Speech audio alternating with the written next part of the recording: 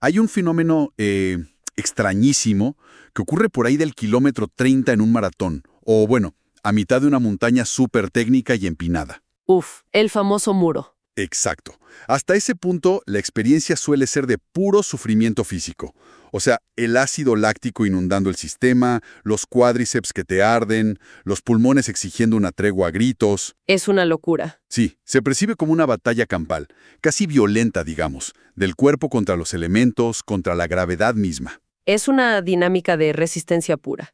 Y fíjate que la narrativa tradicional sugiere que en ese punto de quiebre solo hay dos opciones reales. Ajá. O hay una rendición total y la persona abandona, o bueno, se aprietan los dientes para soportar el malestar de forma súper estoica, como un castigo. Pero al dialogar con quienes cruzan la meta o al experimentarlo en carne propia, surge una tercera vía, una que desafía toda lógica. Sí. De repente, en medio de ese umbral de dolor, todo se vuelve absolutamente silencioso. Qué locura esa sensación. Es que el sufrimiento físico parece evaporarse. Quienes lo experimentan reportan una sensación literal de flotar por el sendero, como si la mente, las piernas, la respiración y la montaña misma se fusionaran en una sola entidad, perfectamente sincronizada. El absoluto misterio de estar en la zona. Y lo que la ciencia y la psicología han descubierto es que este estado no tiene nada de místico. O sea, no es una bendición aleatoria de los dioses del deporte que baja del cielo. Claro, no es suerte. Cero suerte. Es el resultado de una arquitectura mental muy específica, un manejo casi quirúrgico de la atención. Pues a ver, analicemos esto, porque cambia por completo las reglas del juego. Y qué excelente momento para adentrarnos en este misterio aquí, continuando con nuestra serie de exploraciones literarias del programa Corre, lee, vive. Qué buen viaje ha sido esta serie, la verdad. Totalmente. Digo, para quienes nos han venido escuchando, en entregas anteriores ya hemos desmenuzado verdaderas joyas que abordan la resistencia humana. Sí, viajamos por las barrancas del cobre. Exacto, analizando Nacidos para correr. Luego, filosofamos un rato con Murakami en De qué hablo cuando hablo de correr. Tremendo libro ese. Buenísimo. También exploramos toda esta parte de nutrición y supervivencia en Correr, Comer, Vivir. Y obvio, nos adentramos en la oscuridad de la psique con Ultramaratón. Y cada uno aporta una pieza al rompecabezas. Sí, pero el análisis de hoy requiere un enfoque un poquito distinto. Hoy ponemos sobre la mesa una obra maestra absoluta. El libro Flow, o Fluir, una psicología de la felicidad, del famosísimo psicólogo, y a ver si lo pronuncio bien, Mihai Csikszentmihalyi. Te salió bastante bien, la verdad. Y es un texto fascinante, porque en su esencia no es un manual de entrenamiento deportivo para nada. No, cero. Es una investigación monumental sobre la experiencia humana óptima. Sin embargo, por esas cosas de la vida, terminó convirtiéndose en la Biblia secreta de los atletas de alto rendimiento, precisamente para entender los engranajes de su propia mente. Totalmente. Y la misión de esta exploración profunda de hoy está diseñada, digamos, milimétricamente para la comunidad del trail y el running, especialmente para quienes buscan en el deporte tanto una mejora en su rendimiento como, muy importante, un refugio para la salud mental. Que es muchísima gente hoy en día. Muchísima. El propósito es ofrecer una perspectiva completamente renovada para quienes ya tienen este libro ahí subrayado y lleno de notas en sus estanterías. Y bueno, extender una invitación irresistible para quienes aún no se han sumergido en sus páginas. Me encanta la idea. Entonces, para arrancar con los cimientos, antes de intentar hackear la mente para entrar en la zona ahí en medio del asfalto o del cerro, hay que entender de dónde surge este concepto. Y las fuentes nos señalan que esto nace de observar la tragedia humana, no del deporte. Exacto. El contexto histórico aquí es fundamental para comprender, digamos, la profundidad del concepto de flow. Mihaly creció en Europa Central y, bueno, fue testigo directo de la devastación absoluta de la Segunda Guerra Mundial. Claro, el caos total. El colapso absoluto. Observó de cerca cómo la sociedad se caía a pedazos y notó un patrón sumamente peculiar. Fíjate, muchos adultos cuya identidad estaba construida sobre pilares externos. O sea, como el estatus social, el dinero, esas cosas. Exactamente. Su profesión, sus bienes. Esta gente se desmoronaba psicológicamente cuando la guerra les arrebataba todo eso. Quedaban vacíos por dentro. Lógico, te quitan tu base y te caes. Claro. Pero lo interesante es que un pequeño porcentaje de personas lograba mantener un sentido de propósito, de serenidad e incluso de gozo genuino, a pesar de estar rodeados de un caos trágico espantoso. ¡Wow! Lo cual sugiere que la experiencia de la felicidad, o bueno, la paz mental, es completamente independiente de las métricas externas. Esa es la clave, Si el mundo exterior está en llamas, pero la mente está ordenada, la persona no colapsa. tal cual. Y eso fue la chispa de su investigación. Años después, tras emigrar a Estados Unidos y establecerse en la Universidad de Chicago, dedicó décadas, literalmente décadas, a recolectar datos empíricos sobre este fenómeno. ¡Qué dedicación! Sí, y su conclusión principal es algo dura, pero real. El universo es inherentemente caótico e indiferente a las necesidades humanas. Totalmente indiferente. Al universo no le importa si te duele la rodilla. Exacto. Por lo tanto, el bienestar no puede depender de intentar controlar el azar externo, sino de aprender a ordenar nuestra propia conciencia. Y para explicar esto, el libro introduce una diferenciación vital A ver, entre el bienestar hedónico y el eudaimónico. Y esto resuena profundamente en la psicología del corredor. deténganos ahí un segundo. Porque la cultura moderna suele confundir un montón esos dos términos, ¿no? Como que los empaquetan bajo la etiqueta genérica de felicidad. Sí, la gente dice, estoy feliz por cualquier cosa. Exacto. ¿Cuál es el mecanismo exacto que los separa según el libro? Bueno, la diferencia radica en la inversión de energía y en el crecimiento real del individuo. A ver, el bienestar hedónico es esta gratificación pasiva que experimentamos cuando se restaura, digamos, un equilibrio biológico. O sea, comer un pastel de chocolate cuando tienes hambre. Exacto. O disfrutar de un baño caliente después de pasar frío. O simplemente recostarse a ver televisión el domingo. Claro, da placer. Proporciona placer momentáneo, por supuesto, pero no requiere esfuerzo y, lo más importante, no hace que el individuo evolucione. Simplemente devuelve al organismo a su línea base. Ya está. Te quita el hambre y punto. No te hace mejor persona. Exactamente. El bienestar eudaimónico, en cambio, proviene del disfrute a través de la superación de límites. Requiere una inversión activa de energía psíquica en tareas que presentan un verdadero desafío. Y eso fuerza a la mente a crear nuevas conexiones, me imagino. Totalmente. Este último sí produce un crecimiento psicológico real, volviendo al individuo mucho más complejo.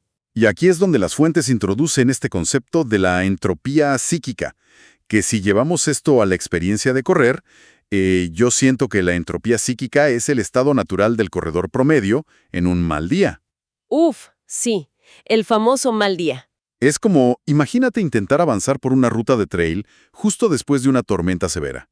El camino está lleno de barro, hay rocas sueltas, ramas caídas por doquier. Un desastre. Sí, pero el verdadero problema ahí no es el terreno físico. Es que el corredor va tropezando constantemente con sus propios pensamientos rumiantes. El diálogo interno. Exacto. Aparece ese diálogo interno destructivo. Tipo, ay, me duele ligeramente la rodilla izquierda. O, hoy tengo que responder ese correo del trabajo al rato. O el clásico. ¿Por qué voy tan lento en esta subida? Todo mundo me está pasando. Exacto. Es una fuga masiva de energía mental. Y esa metáfora captura perfectamente la entropía psíquica. Es información que entra en conflicto directo con nuestras intenciones y dispersa la atención. Es, básicamente, el desorden interno. El caos en la cabeza. Sí. Y el polo absolutamente opuesto a ese caos es lo que Csikszentmihalyi denomina negentropía psíquica, o bueno, el estado de flujo. El famoso flow. El flow.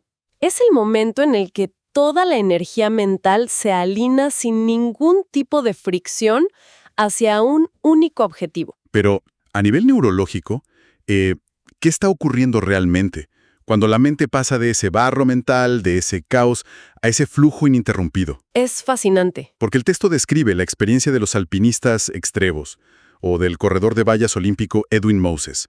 Y suena, no sé, a una transformación literal de la percepción de la realidad. Bueno, el mecanismo subyacente tiene que ver directamente con la capacidad de procesamiento del cerebro humano. Como si fuéramos computadoras. Literalmente. Las investigaciones que cita el texto estiman que el sistema nervioso central solo puede procesar alrededor de 126 bits de información por segundo. 126, nada más. Ese es el ancho de banda total. Fin. A ver, escuchar a una persona hablar consume unos 40 bits. Ok, ya va casi un tercio. Exacto. Si la mente está gastando otros 40 bits en preocuparse por el dolor muscular y 30 bits más en la ansiedad por llegar tarde al trabajo porque se alargó el entreno. Pues ya no te queda nada. Simplemente no queda suficiente capacidad de procesamiento para, no sé, percibir los detalles del sendero o coordinar el movimiento de manera óptima para no tropezarte con una raíz. Claro, es como tener demasiadas ventanas o aplicaciones abiertas en una computadora al mismo tiempo. Totalmente. El sistema completo se ralentiza, el ventilador suena a todo lo que da y la batería se drena rapidísimo. Tal cual. Y el estado de flujo, esta experiencia autotélica de la que habla el libro. Que es donde la actividad es un fin en sí misma, ¿no? Exactamente. Hacerlo por el puro gusto de hacerlo. Bueno, esto ocurre cuando una tarea exige exactamente los 126 bits de atención disponibles. O sea, te satura el ancho de banda con una sola cosa. Sí, Edwin Moses relataba en las fuentes que para ejecutar una carrera perfecta a nivel mundial, su mente debía vaciarse de cualquier problema personal, literalmente borrando incluso la percepción del público gritando en el estadio. ¡Wow! ¿Dejar de escuchar a miles de personas? Imagínate el nivel de enfoque. Cuando el 100% de la capacidad cognitiva se enfoca en el presente inmediato, ocurren estos fenómenos perceptivos fascinantes de los que hablabas. Sí, sí. El primero es la distorsión del tiempo. Horas corriendo por una cresta montañosa de repente pueden sentirse como si hubieran pasado 5 minutos. Eso es loquísimo. Y también está la desaparición del ego, ¿cierto? Sí, fundamental. Porque esa vocecita interna que constantemente nos está juzgando, que nos dice si somos lo suficientemente rápidos, o si lucimos bien corriendo, o si tenemos la técnica perfecta. De pronto simplemente se apaga. Y se apaga porque literalmente no hay energía sobrante para mantenerla encendida. Claro, no hay bits disponibles para la vanidad. Exacto. La construcción del yo y la autocrítica requieren procesamiento de datos. Consumen energía. Si el sendero técnico y el movimiento corporal están demandando cada bit de información disponible, el concepto del ego desaparece de la conciencia por completo. ¿Qué alivio debe ser eso? Es una liberación psicológica absoluta, una sensación de control total, donde la mente y el cuerpo operan sin ese intermediario molesto que es la duda. Lo cual, la verdad, plantea un desafío inmenso para quienes analizan este tema en la comunidad del running. ¿Por qué lo dices? Porque, a ver, si alcanzar este estado representa, digamos, el pináculo del rendimiento y la paz mental, ¿por qué resulta tan esquivo? Ah, claro. Porque un maratonista podría salir a correr un domingo por la mañana con la firme intención de entrar en la zona, mentalizado, y terminar arrastrando los pies durante 2 horas, sintiéndose miserable y súper aburrido. Pasa todo el tiempo. O sea, debe haber una estructura que facilite esto. No puede dejarse a la mera voluntad, ¿no? Definitivamente la voluntad por sí sola no basta, porque el flujo es un equilibrio matemático y, sobre todo, sumamente frágil. Lo fascinante aquí es cómo lo plantea el libro en el capítulo dedicado a las condiciones del flujo. A ver, cuéntanos. El autor desarrolla un modelo visual indispensable, el famoso canal de flujo. Es una gráfica súper sencilla que cruza 2 variables fundamentales. Ok, me lo imagino. Se sitúa el nivel de desafío que presenta la actividad y en el eje horizontal el nivel de habilidad percibida por el individuo. A ver un momento. Si se trata solo de equilibrar desafío y habilidad, yo he visto corredores experimentar un profundo estado de bienestar en, no sé, un trote de recuperación sumamente suave. Ajá. Por un parque superplano que conocen a la perfección, el desafío físico ahí es prácticamente nulo, o sea, cero. ¿El modelo de Csikszentmihalyi contempla esto como flujo o estamos hablando de otra cosa totalmente distinta? Muy buen punto. Y los datos del libro clasifican esa experiencia de recuperación suave como relajación, no como flujo. Ah, ok. Hay una diferencia técnica. Exacto. El verdadero estado de flujo, el que promueve el crecimiento eudaimónico del que hablábamos, el que expande la complejidad del ser, ese requiere que tanto el desafío como la habilidad se encuentren en un nivel medio-alto en relación con las capacidades de la persona. Tiene que costar un poco de trabajo. Obligatoriamente. Si un corredor sumamente experimentado sale a una ruta plana y monótona a un ritmo bajísimo, el desafío es ínfimo frente a su altísima habilidad. Sobra memoria RAM. Sobran demasiados bits. Y el resultado ineludible es la apatía o el aburrimiento. La mente tiene demasiado espacio libre y por defecto se llena de entropía. Empieza a pensar en los problemas de la oficina, en las deudas, en todo. Claro, se mete la basura mental. Y el extremo opuesto es igual de destructivo. Fíjate, ¿Cómo sería el opuesto? imagínate a alguien inscribiéndose en una ultramaratón de montaña, con miles de metros de desnivel técnico, raíces, precipicios, ¡Ay, Dios! y sin haber entrenado adecuadamente. No, bueno, eso es un suicidio. Ahí el desafío desborda por completo la habilidad del participante.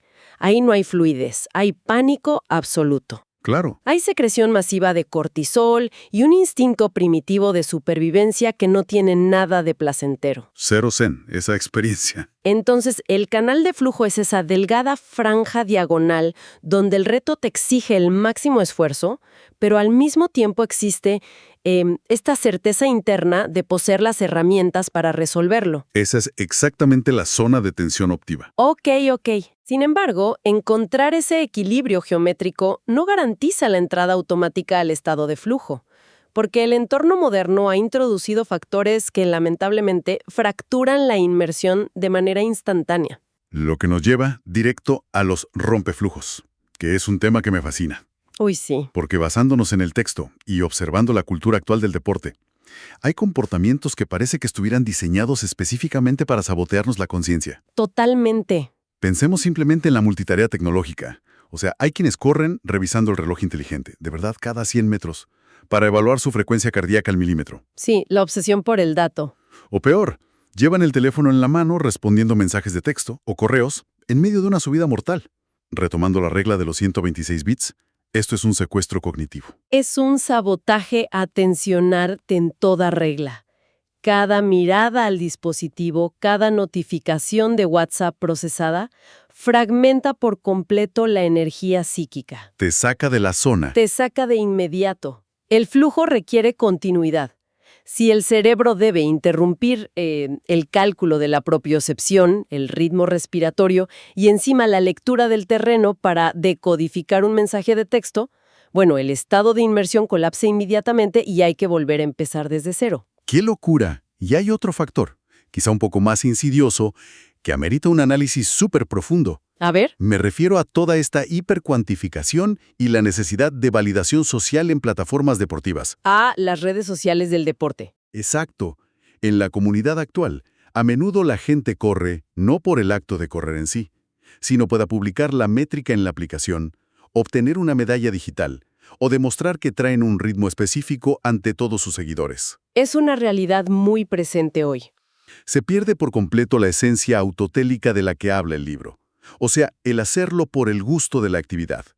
¿Cómo explica la psicología de este autor el impacto de este entorno social hiperconectado en nuestra capacidad de alcanzar la zona? Bueno, el libro dedica secciones muy específicas a analizar los controles sociales y lo que él denomina metas simbólicas. Ok. La paradoja aquí es que la atención humana no puede servir a dos amos simultáneamente. O estás en lo que estás, o estás posando. Exactamente. Una actividad no puede ser verdaderamente autotélica, o sea, hecha por el gozo intrínseco, si el motor principal es performativo. Performativo, o sea, para el show. Para la validación de la tribu, claro. Cuando el objetivo principal de la carrera se convierte en una demostración externa, la conciencia inevitablemente se llena de miedo al fracaso. Claro. ¿Qué van a decir de mi ritmo?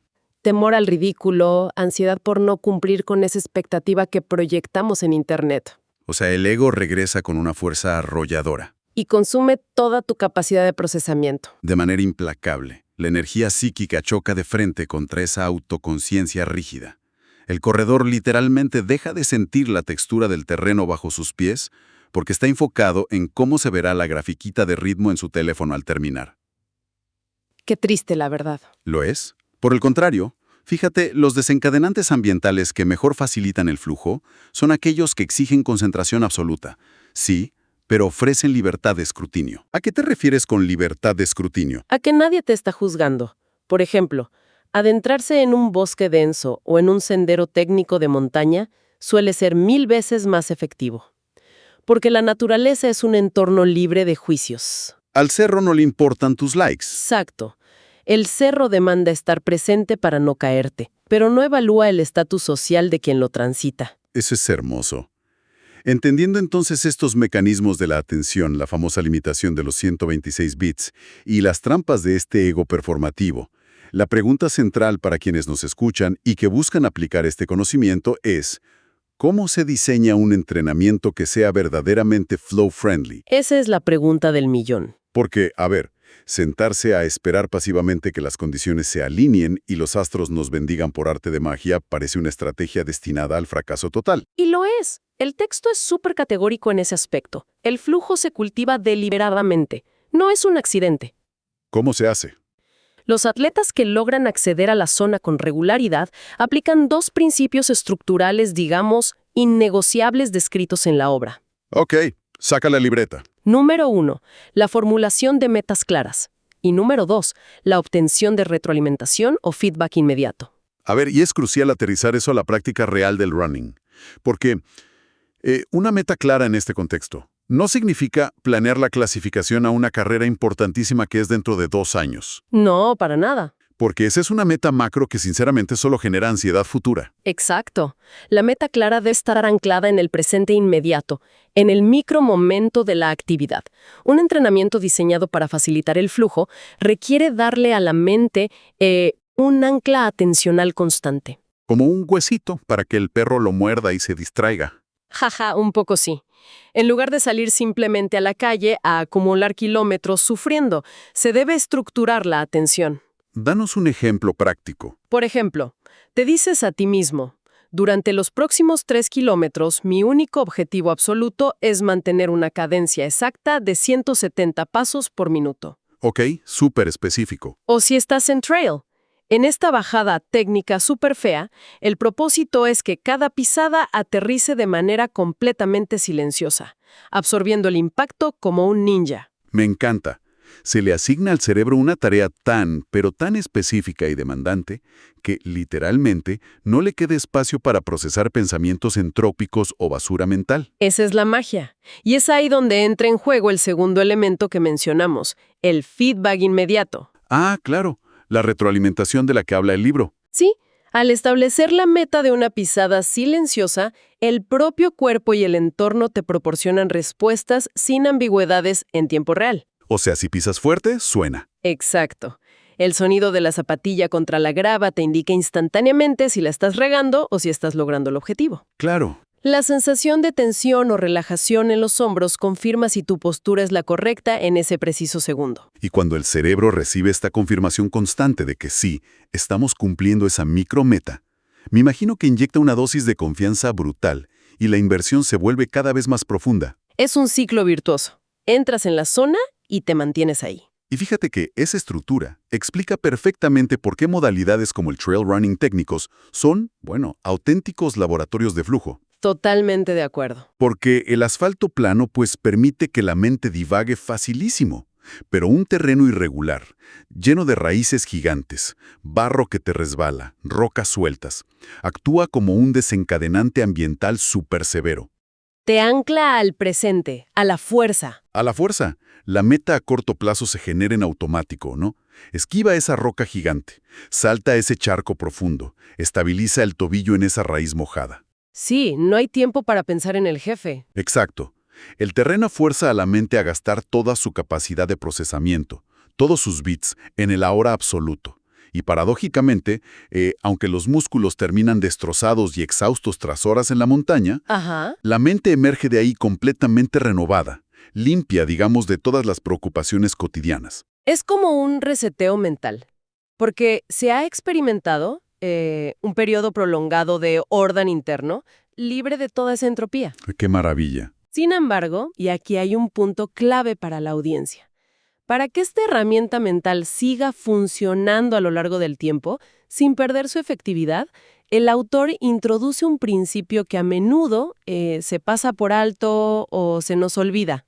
¿Cuál es? La calibración continua del canal de flujo. Uy, a ver, eso requiere una explicación detallada, porque asume entonces que el estado de flujo no es, digamos, una línea de meta estática a la que llegas un día y listo. te quedas a vivir ahí para siempre. Para nada. Lejos de ser estático, es un motor evolutivo. ¿Ok? Si se utiliza, fíjate en la analogía de un videojuego bien diseñado, se entiende perfectamente. A ver. Cuando un jugador inicia en el nivel 1, sus habilidades son súper básicas y los desafíos son muy simples, ¿no? Aún así, la experiencia es envolvente porque hay un equilibrio. Claro, estás aprendiendo los controles. Exacto. Pero si el jugador alcanza el nivel 50, tiene armas increíbles, domina todo, y los enemigos siguen teniendo la dificultad del nivel 1, Te aburres a los 3 minutos. el resultado inmediato es el aburrimiento extremo, y tiras el control, abandonas el juego. Bueno, pues la mente humana opera exactamente bajo el mismo principio con la carrera. Ah, o sea que esa montaña escarpada que hace un año, no sé, provocaba un estado de flujo profundísimo porque requería el 100% de tu capacidad técnica y pulmonar, hoy puede resultarte súper monótona si tu nivel de condición física ya mejoró sustancialmente. Exactamente. El flujo te obliga a la progresión.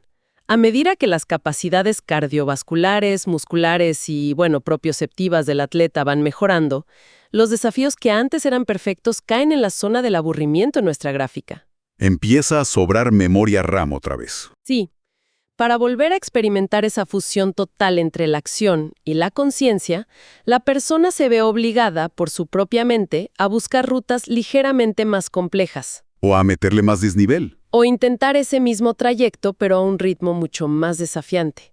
Es lo que Csikszentmihalyi define como este proceso de diferenciación e integración, que básicamente es lo que expande la complejidad del individuo. O sea, el flow no te permite estancarte nunca. Nunca.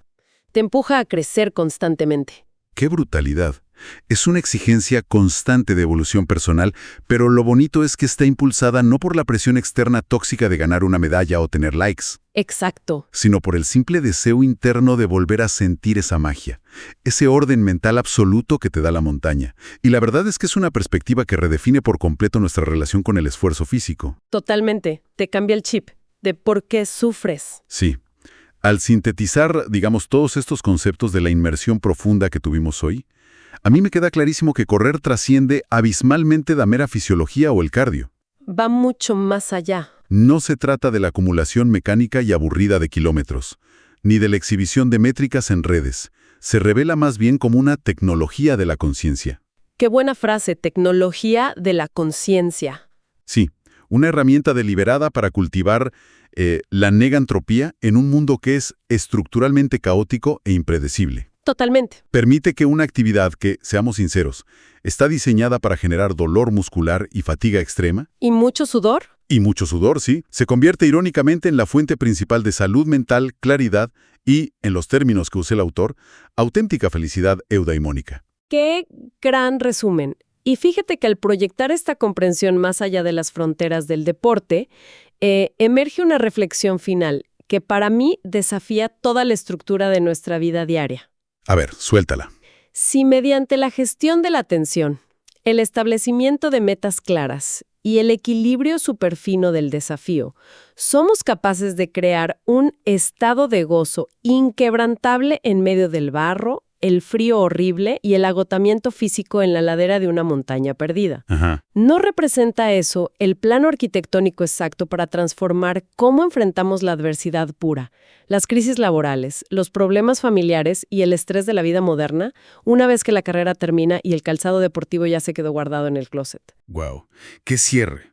Una interrogante monumental de verdad para seguir explorando. Porque como dices, si se domina la maquinaria atencional frente al dolor físico extremo, parece que obtenemos la llave maestra para ordenar el caos en cualquier ámbito de la existencia. Exactamente. Y bueno, con esa tremenda provocación cerramos el análisis de hoy. Extendemos una invitación a toda nuestra comunidad, a quienes nos escuchan mientras corren o manejan, a suscribirse. Sí, suscríbanse. Activen las notificaciones en su plataforma favorita y continúen compartiendo este espacio del programa Corre, Lee, Vive. Aquí los esperamos. Seguiremos diseccionando estas obras que desafían los paradigmas establecidos y que, la verdad, poseen el potencial de transformar radicalmente la manera en que se experimenta el movimiento y, en última instancia, la vida misma. Así es. Hasta la próxima ruta.